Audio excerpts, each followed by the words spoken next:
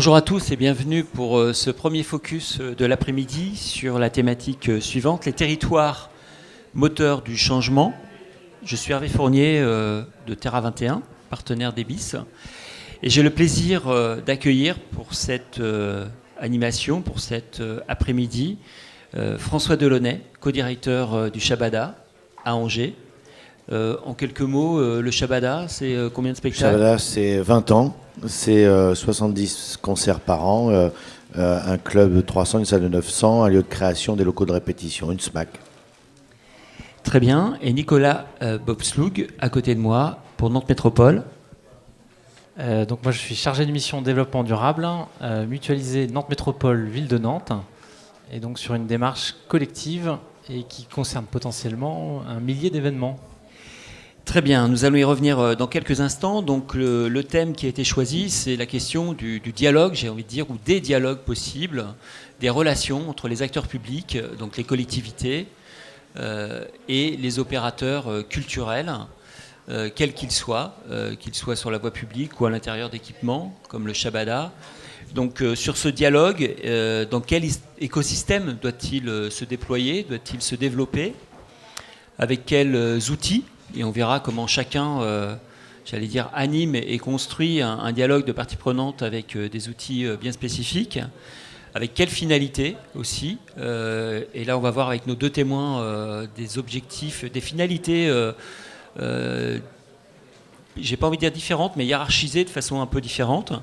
Et puis, peut-être aussi avec quelles difficultés ou avec quel levier on peut avancer sur ces questions d'échange entre les acteurs publics et les opérateurs culturels sur les sujets qui nous intéressent tous autour du développement durable.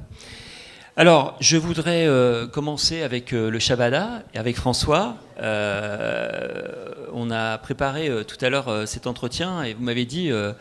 l'agenda 21 sur lequel nous nous appuyons est vraiment un levier important. Donc au Shabada, on a fait le choix de s'appuyer sur un agenda 21 de la culture au sein d'un territoire, la ville d'Angers, qui elle-même a sa propre démarche d'agenda 21.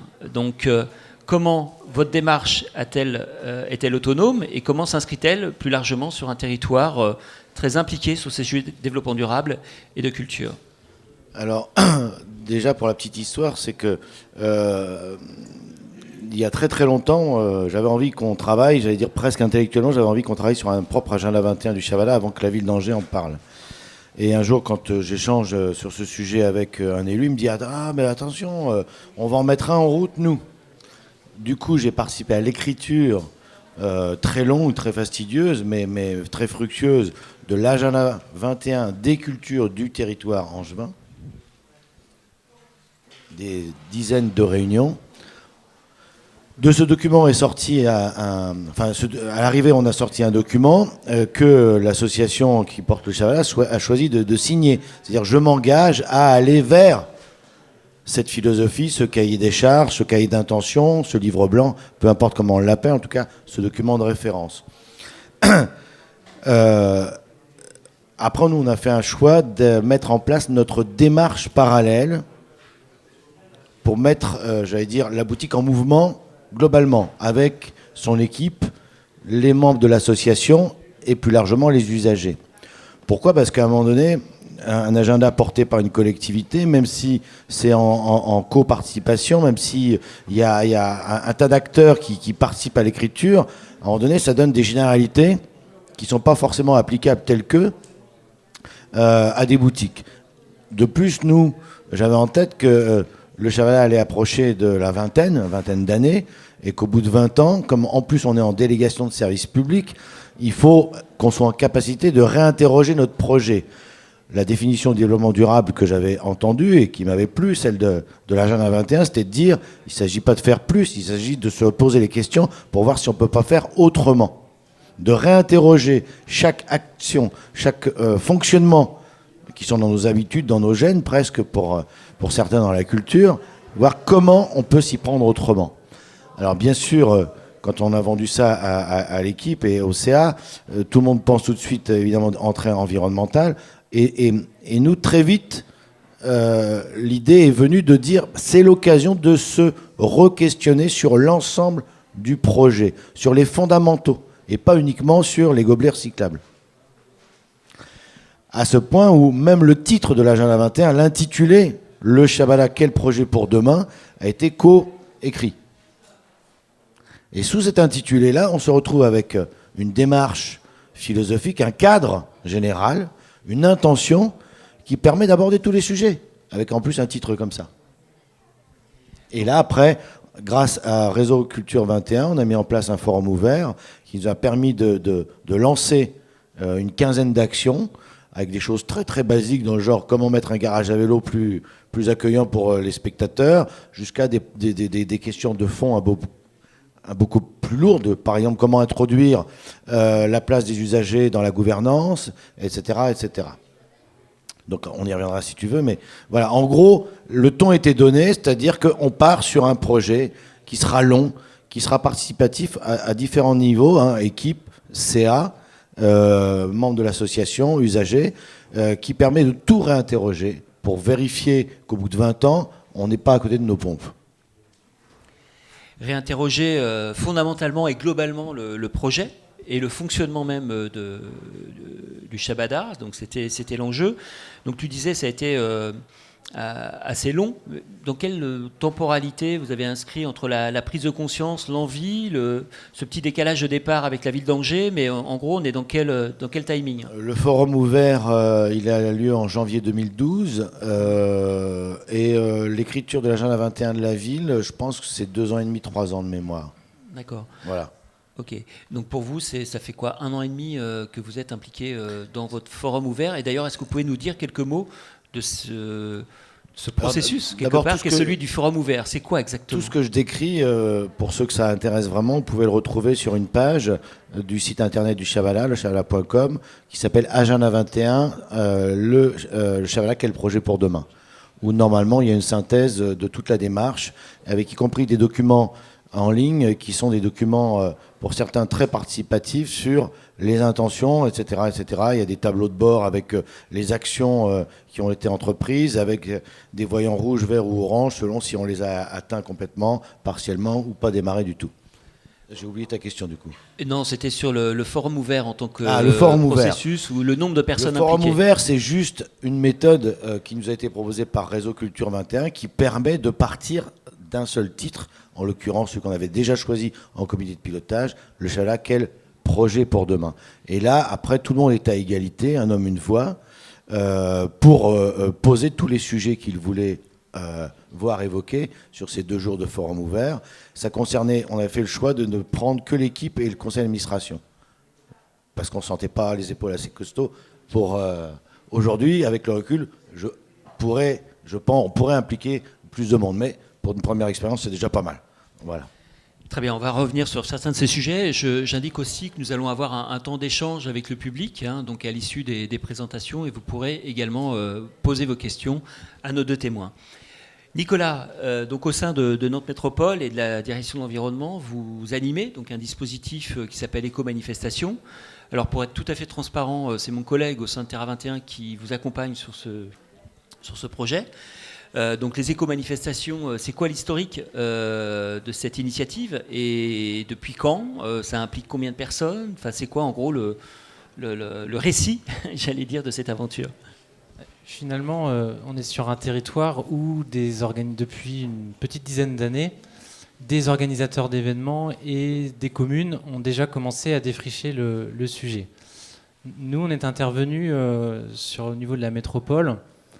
C'était il y a 2 ans, c'était au BIS, suite à cette interpellation un peu double, à la fois de certains habitants nous demandant si on avait une démarche un peu structurée sur la question des éco-événements, qu'il s'agisse d'événements sportifs ou culturels, et puis aussi de la part d'organisateurs, plutôt de gros organisateurs qui sont venus vers nous en nous disant est-ce qu'au niveau de la métropole, il y a un cadre de référence partagé?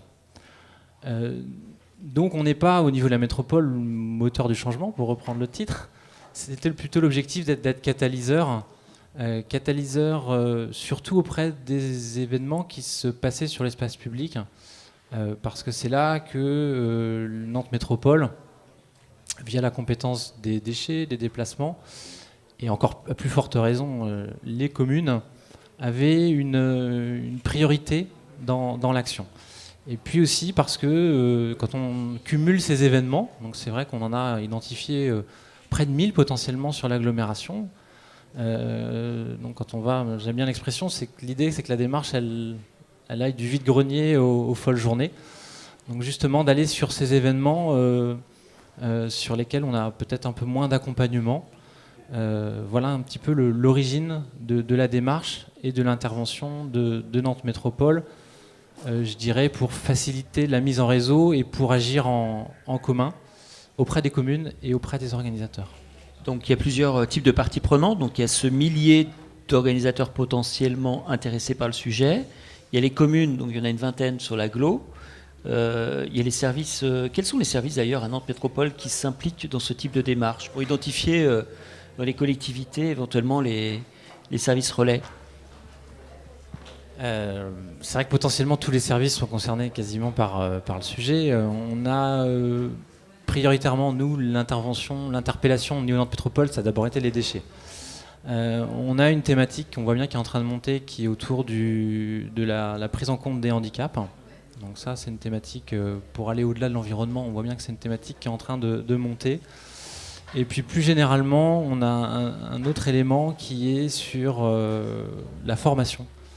La formation des acteurs, où je pense que là, on a une grosse marge de manœuvre, parce que finalement, c'est l'étape préalable de tout le reste. D'accord.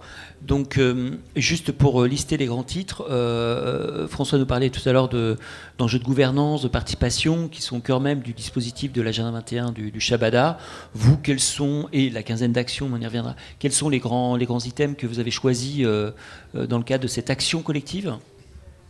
Alors en fait, on s'est réunis déjà auprès d'un groupe d'organisateurs et de communes pour essayer de définir quelles étaient les thématiques qui étaient pour nous, qui faisaient sens au niveau d'une échelle d'intervention de la métropole. Donc ça, c'est important. On va moins rentrer dans la gouvernance. C'est pas à Nantes Métropole de dire à des organisateurs comment ils doivent s'organiser pour mettre en place un agenda 21 ou pour mettre en place une démarche. Donc nous, on a 9 thématiques qu'on a travaillé ensemble avec les membres du réseau, qui sont sur le respect du site, qui sont sur les déchets, les déplacements, l'accessibilité, la communication, la consommation, la restauration, avec l'axe local, l'énergie, l'eau, l'évaluation, et puis la dernière qui est sur la sensibilisation, mobilisation. Voilà un peu les 9 thématiques sur lesquelles on travaille collectivement ensemble. Très bien. Je reviens auprès de vous, François. Donc tout à l'heure, vous listiez une quinzaine d'actions, donc avec des niveaux, j'allais dire, des intérêts. Le garage à vélo. Pardon ? Le garage à vélo. Oui, voilà, du garage à vélo. Donc elles étaient toutes de votre sphère d'influence, ou est-ce qu'il y en avait qui étaient vraiment à partager avec la collectivité, sur lesquelles il fallait travailler ensemble avec la ville de Nantes? J'imagine que l'accessibilité... Aucune consigne n'est arrivée de la collectivité, pour une raison simple, c'est que... Alors d'abord, nous on avait été structure témoin dans le cadre de la construction de l'écriture de l'agenda 21 du territoire. Donc il y avait déjà une bonne connaissance de nos fonctionnements par le groupe de travail. Mais au-delà de ça, le principe même, c'est que lors de je me souviens de cette assemblée plénière où on a voté collectivement les priorités de l'agenda 21 des cultures du territoire d'Angers, sont sortis, je ne sais plus, 5 ou 8 priorités, c'est du vote. Après, la ville a sa propre démarche, mais l'outil, il est territorial, il est mutualisé, il est partagé. Il faut dissocier vraiment ce qui relève de l'agenda 21 des cultures du territoire, qui est un outil collectif, de la ville d'Angers elle-même, qui a, dans ce cadre-là, elle-même a eu sa propre démarche avec ses propres priorités de politique publique, quoi. Je ne sais pas si c'est clair pour moi, mais... Non, c'est clair. Donc là, on voit bien le point de vue de la collectivité. Alors, je vais élargir peut-être... Alors, pour finir, c'est que le hasard a fait que lors de cette assemblée plénière, il n'y avait aucun des thèmes qui étaient nos thèmes de l'année qui avait été retenu comme étant prioritaire de l'agenda 21 qui démarrait, c'était l'an dernier, quoi. Voilà. Donc on s'est dit, on se retrouve dans un an pour voir s'il y a des nouveaux thèmes qui permettent de recroiser. Voilà. Simplement, si vous pouviez nous rappeler quelques-uns des thèmes au-delà du garage à vélo, mais qui est vraiment anecdotique, parce que je sais que c'est beaucoup plus profond la démarche que vous avez engagée. Quels sont, dans cette quinzaine d'items, les actions donc, issues du Forum ouvert? Une des plus emblématiques, c'est la création d'un collège d'usagers au sein du conseil d'administration qui s'est concrétisé avant Noël. Ça, c'est l'idée, mais qu'on va retrouver en filigrane du plus grand nombre des actions posées dès ce forum ouvert, c'est comment on introduit une démocratie participative dans nos fonctionnements. Donc dans la gouvernance aussi, donc à tous les niveaux, c'est-à-dire déjà dans l'équipe, comment, par exemple, une des demandes de l'équipe que j'avais pas vraiment vu venir, c'était de dire nous, la programmation, il n'y a pas de raison que ce soit que toi et un tel qui vous en occupiez. Nous, on a envie aussi de mettre les doigts dedans. Voilà, là, il faut accepter déjà d'écouter, d'entendre, et puis après de lâcher un peu de pouvoir, et puis de trouver l'outil qui va permettre de répondre aux besoins pour que cette partie de l'équipe qui a envie de s'y coller trouve un terrain d'expérimentation. Et voilà, et ça a été fait, et ça a donné des projets que, effectivement, le programmateur et moi tout seul, on n'aurait pas réussi à mener, parce qu'on n'y aurait pas pensé, parce qu'on ne l'aurait pas fait comme ça, etc. Et puis, jusqu'à l'autre bout, on veut faire évoluer nos locaux de répétition, comme Trampolino a des locaux de répétition, nous on en a, qui sont très vieux, alors que ceux-là sont tout beaux. C'est dire, plutôt que de réfléchir à 3 personnes de l'équipe, qu'est-ce qu'il faut, on monte des réunions publiques, il y en a une ce soir d'ailleurs, elle est communiquée sur Facebook, sur Twitter, etc. Il y a des documents en ligne qui sont disponibles, qui sont le résultat de la première réunion qui a eu lieu avant Noël, et là on a des éléments nouveaux qui vont permettre au groupe de travail d'avancer plus. Voilà, on réunit les gens qui ont envie de s'impliquer dedans. Nous, on a une réunion de travail le 5 février pour que, avec toute l'équipe, on va expliquer tous les chantiers qui repartent là. Après, les gens... Alors ça, c'est une journée séminaire. Tout le monde est obligé d'être là. Après, sur les ateliers un par un, c'est que ceux qui veulent. Et pareil avec le conseil d'administration, pareil avec l'association, quoi. Voilà. D'accord. Donc on voit dans les effets immédiats, j'ai envie de dire, de cette démarche d'Agenda 21 au Shabada, donc il y a la mobilisation, ou en tout cas le désir renouvelé des équipes de participer au projet. La notion de co-construction ou de démocratie participative, peu importe comment on l'appelle, ces histoires de gouvernance revient tout le temps. Donc si, comme vous le dites, je partage une partie de ma responsabilité, du coup, j'implique et je motive mieux mes équipes. Et je permets aux gens de retrouver le sens de leur travail, souvent. Voilà. Alors, c'était pas machiavélique de ma part au départ. Hein, je veux dire, on apprend en faisant ce genre de choses. À côté de ça, on a fait des choses très concrètes quand même, comme équiper tout en LED le club. Enfin, je veux dire, là, je parle des choses qui sont les plus éloignées de la dimension environnementale, des enjeux environnementaux. Pour autant, l'histoire des gobelets, on l'a eu, sauf qu'à l'arrivée, nous, on n'est pas au gobelet. On a vérifié que la filière du gobelet plastique recyclable était efficiente sur Angers, et on a choisi de rester sur le gobelet qu'on jette. Voilà. Mais on a acheté la machine à compresser les gobelets. Voilà. Je veux dire, Très bien. Nicolas, comment on mutualise des bonnes pratiques sur un territoire? Comment donc on génère du changement? On parlait des 1000 opérateurs, donc je crois qu'il n'y en a qu'une trentaine qui sont réellement... est directement impliqué dans le dispositif de mutualisation. Mais comment on fait remonter ces bonnes pratiques? Comment on les propage? Quels sont un petit peu les outils que vous avez mis en place pour,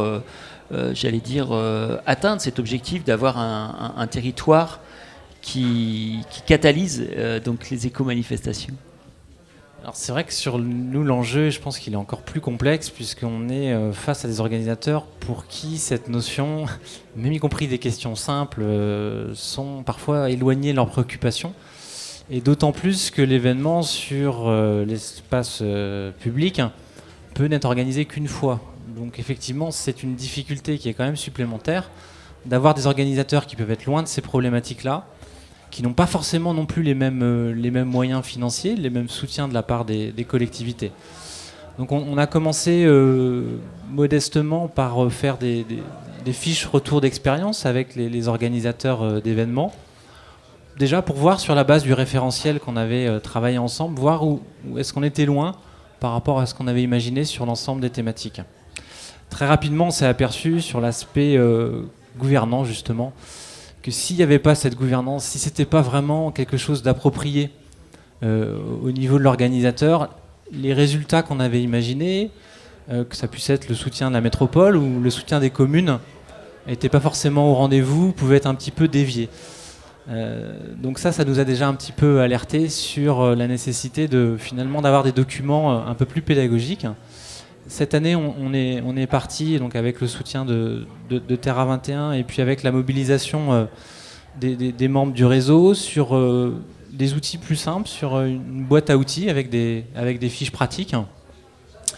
Et puis sur un outil d'autodiagnostic en ligne pour aider les organisateurs à s'acculturer à ces questions-là. Donc voilà aussi au niveau de la métropole, comment on s'est organisé, sachant qu'on aura sans doute l'occasion là peut-être d'échanger avec les communes, parce que moi j'ai coutume de dire que sur les organisations d'événements, outre les événements qui ont une dimension métropolitaine sur lesquels Nantes Métropole est directement interpellée, je dirais que nous, notre levier d'action, il va être sur le 20%, et encore 10-20% sur la partie animation collective, mais que le gros de l'accompagnement des organisateurs, il se passe au niveau des communes. Donc c'est effectivement important qu'on ait un ou deux retours, je pense, des communes membres de ce dispositif.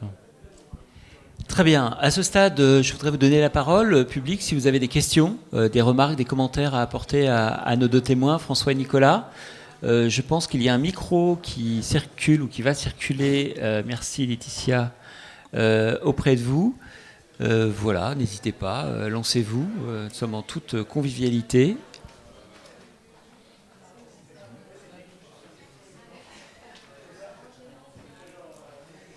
Alors, dans l'attente d'une première question, je voudrais revenir à Angers. Vous avez dit tout à l'heure que votre initiative a été observée, ou en tout cas peut-être analysée par les services culturels de l'agglomération d'Angers. C'est une initiative qui a été mise en place dans d'autres équipements de la ville, pas forcément en spectacle vivant, mais je pense à des musées, à des stands d'enseignement. C'est une démarche très singulière. L'intention, on n'était pas le seul à l'avoir, de faire quelque chose, de se mettre en route.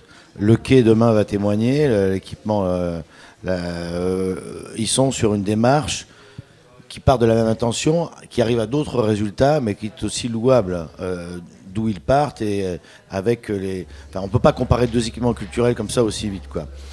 Après, ce que j'ai envie de dire, c'est que le cadre d'un agenda 21 essaime un état d'esprit, une façon de penser qui, à un moment donné, fait des petits. C'est-à-dire que sur la ville, maintenant, on peut parler de ces questions-là entre acteurs, avec.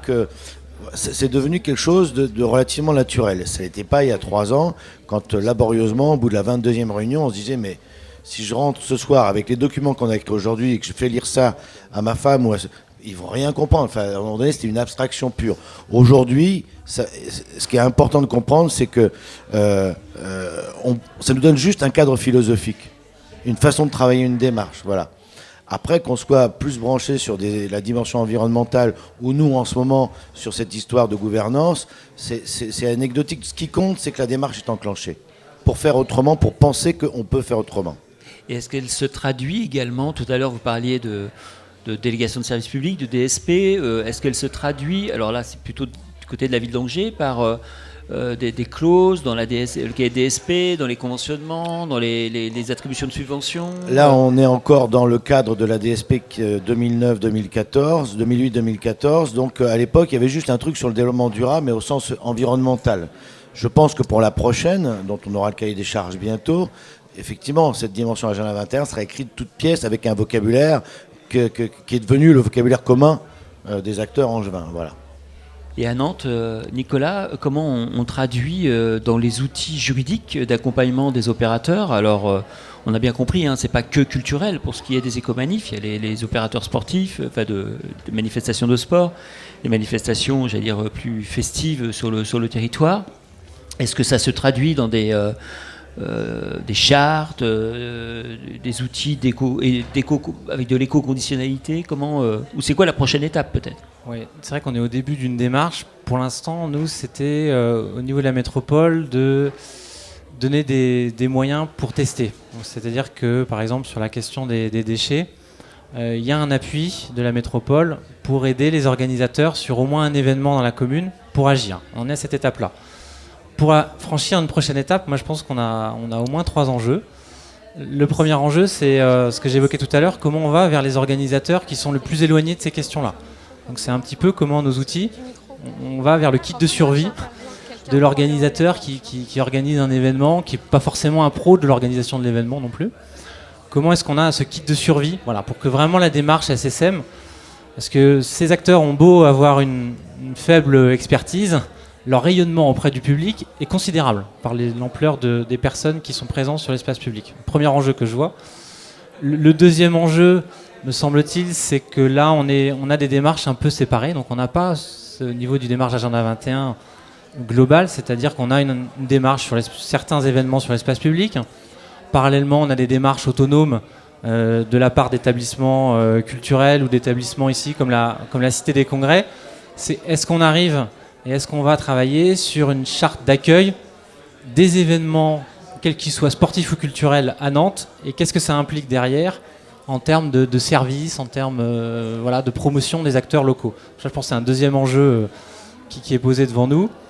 Et puis, le dernier enjeu, il me semble que c'est je l'ai mangé en fait, pour tout vous dire. Donc le premier enjeu, c'est le kit de survie. Le deuxième, effectivement, est-ce qu'on a une charte d'accueil ? Et oui, la question de l'éco-conditionnalité. Moi, je pense vraiment qu'elle ne peut pas se poser de la même manière selon le budget et la taille de l'événement. C'est-à-dire que sur des gros événements dans lesquels il y a une DSP, je pense que la collectivité peut avoir un certain nombre d'orientations. Ça, c'est quelque chose d'envisageable. Pour un événement de plus petite taille, on ne peut pas poser les choses dans ce sens-là. On peut pas dire que si on impose des choses trop contraignantes, soit il n'y aura rien qui est fait, soit ce sera décourageant, soit il y aura de l'à peu près. C'est-à-dire que si le budget, la personne ne va pas aller jusqu'au bout, si on lui dit de faire le tri des déchets ou si on lui dit d'aller sur des racks à vélo ou des produits locaux, on va avoir des conditions de travail qui vont se dégrader. Enfin, quelque part, la démarche, les conditions brutales qu'on impose, on va retrouver des économies ailleurs sur des postes sur lesquels, en termes de développement durable, qui ne feront pas forcément sens. Donc je dirais que moi je pense pas qu'on ira sur de l'éco-conditionnalité au niveau global, mais c'est plutôt un système un peu bonus-malus, où c'est un système plus souple, c'est-à-dire du soutien peut-être plus fort pour les événements qui en ont plus besoin, et puis plus de contractualisation avec des objectifs partagés. D'ailleurs, éco-conditionnalité, je trouve que c'est aussi un peu brutal. La collectivité décide que, voilà, donc peut-être que c'est plus à partager sur des événements qui ont une assise plus importante, à mon sens. Très bien, je fais un dernier appel au public. Si vous avez une question, c'est maintenant. Oui, monsieur. Alors, on va vous donner un micro, ou alors vous parlez bien fort. Oui, je vais reprendre votre question. Allez-y. Oui. Question pour Nicolas.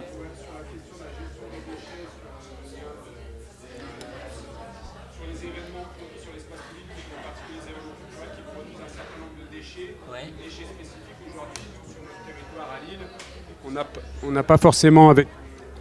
On vous entend, allez-y, oui. On n'a pas forcément, dans le rapport avec la collectivité locale, la communauté urbaine de Lille, trouvé le bon interlocuteur sur la gestion des déchets spécifiques liés aux événements. Donc je veux savoir très pratiquement comment vous avez traité cette question sur le territoire de la Donc avec quel prestataire ou partenaire on peut travailler cette question des déchets sur les événements ? Je pense que c'est une compétence communautaire aussi, la gestion des déchets chez vous. Alors, j'essaie de me faire porte-parole de la direction des déchets.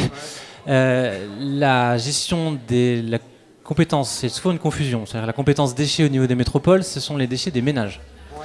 Les déchets générés par l'événement ne sont pas de la compétence directe de la collectivité. On peut considérer qu'il y a une forme d'implication indirecte. C'était le sens de l'intervention de la direction des déchets de Nantes Métropole en mettant en place un marché d'accompagnement qui est un marché test. On va clairement au-delà de la compétence de Nantes Métropole pour accompagner les gestionnaires d'événements. Donc c'est un marché qui a été confié à des prestataires qui ont mis en place un accompagnement, donc Aremax et les connexions, pour ne pas les citer sur la métropole, un accompagnement auprès d'une trentaine d'organisateurs. Accompagnement test, il s'agissait de bien voir aussi quels étaient les résultats, quels étaient le coût acceptable pour Nantes Métropole, pour les organisateurs, comment on pouvait gagner aussi en formation, en compétences. Donc c'est aussi l'idée que ça puisse tourner au niveau des événements. Et puis parallèlement, les communes, je dirais, s'organisent aussi en soutien, soit par l'achat de corbeilles de tri à double flux, soit par l'acquisition d'un stock de gobelets communal. Donc c'est aussi ça derrière qui se met en place pour faciliter, même si c'est pas la responsabilité des communes, même si c'est pas la responsabilité de Nantes Métropole, mais pour faciliter les choses auprès de l'organisateur. On voit très bien qu'on peut pas en rester à dire, d'après la réglementation, c'est à vous de vous en occuper, point barre. Et on voit bien qu'il y a besoin d'un accompagnement. Très bien, nous allons clôturer maintenant. François, un dernier mot peut-être sur le Shabada. Donc ce soir, on est toujours dans l'agenda 21 de la culture avec cette réunion sur les répétitions, si j'ai bien compris. Oui. Donc En fait, qu'est-ce que vous attendez de cette réunion de ce soir Ce que j'ai envie de dire, c'est que nous, ça nous permet de réinterroger nos fondamentaux. Une fois reposés les fondamentaux, on pourra après aller sur des questions qui sont arrivées dans le cadre de l'agenda 21 du territoire, le global, peut-être un peu plus fine. Tout à l'heure, on parlait de l'accessibilité, etc. Effectivement, on peut imaginer qu'il y ait deux cercles. Il y a les fondamentaux réinterrogés et ensuite le second cercle des choses. Alors, je ne dis pas que l'accessibilité n'est pas essentielle, mais en tout cas, quand on gère des boutiques, c'est pas le premier point. Ça vient juste derrière, quoi. Voilà. Et la notion de territoire, pour relier au titre de... pour moi, aujourd'hui, en fait, c'est la dimension idéale. Ça me fait même penser à cette tendance qu'ont les anglo-saxons à tout ramener au go local. C'est-à-dire qu'à un moment donné, rien ne peut se penser en termes d'évolution autrement qu'en termes de territoire. Alors après, de quel territoire on parle, peu importe. Mais en tout cas, ça ne peut se faire que dans une interaction. Et cette démarche de développement durable, elle permet d'y mettre de la co-construction et de la transparence. Et elle oblige à réunir des gens qui, a priori, ne sont pas forcément toujours prêts à se réunir. Voilà. Très bien. Merci pour vos témoignages, pour votre participation. Merci à vous, public, pour votre assistance. Donc, je vous donne rendez-vous dans quelques instants à 15h15 avec le prochain focus sur les retombées économiques locales d'un festival avec une étude de cas. C'est Laetitia qui animera ce focus. Bon parcours au sein des BIS, au sein de l'espace développement durable, et je vous invite, dernière information, à retrouver en ligne et en vidéo le contenu de ces tables rondes, de ces focus sur le site des BIS 2014 ces prochains jours. Merci.